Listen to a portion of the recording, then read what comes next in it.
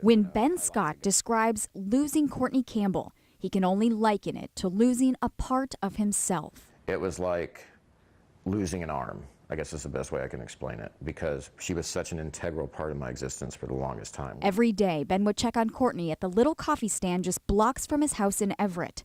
She was working tirelessly to buy it and was almost there when a tragedy took Courtney's business, her life, and part of Ben's. My heart sunk in my chest. I mean, it was tough. On January 7th, 2016, the coffee stand erupted in flames. The Everett Fire Department says a propane leak inside the stand caused a fireball, and temperatures reached 1,000 degrees almost instantly. Courtney was able to escape through a window and miraculously walk into the gas station behind her stand.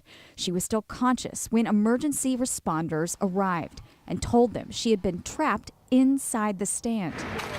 4 days later, she died at Harborview Medical Center with burns covering 90% of her body. Nobody would ever want to see any human being in the condition she was in at that time, let alone it being your best friend. KIRO 7 submitted a public disclosure request for the report once the fire investigation was concluded.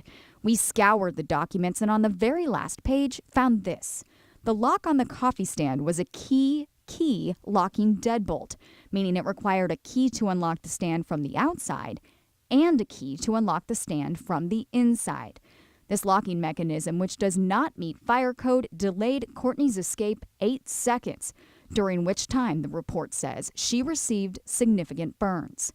Any occupant would have no chance of obtaining a key and operating a keyed locking deadbolt to escape under direct flame contact with the body. If that's your only exit out, we wouldn't allow that. Here's why. Inside this trailer the Everett Fire Department uses for demonstrations, we tried to simulate the coffee stand fire without the intense temperature and toxic smoke. What is this, maybe 3 feet away from the door? I put the key near the lock, then Fire Marshal Eric Hicks filled the trailer with fog.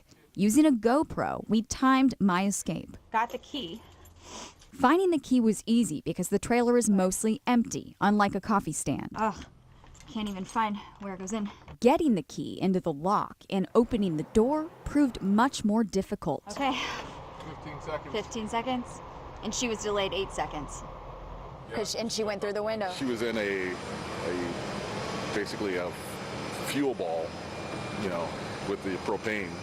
So it's a much different situation. After Courtney's horrific death, the Everett Fire Department sent an inspector to all of the city's 29 other coffee stands. While none had a lock that required a key to open from the inside, all but one had a locking system that did not meet city fire code, which states you must be able to open your only exit in one motion unless the door is kept unlocked during business hours. It's the easiest operating kind of lock, just because you basically do one motion on the inside, turn the inside handle, and it pulls the bolt back and the latch back. Locksmith Adam Benson showed us the fire-compliant lock for a commercial business, but he says most people don't buy this. It's expensive, several $100s to nearly $1,000, depending on the door. Most people will spend more on their cell phone and cell phone case than they will locks on their house.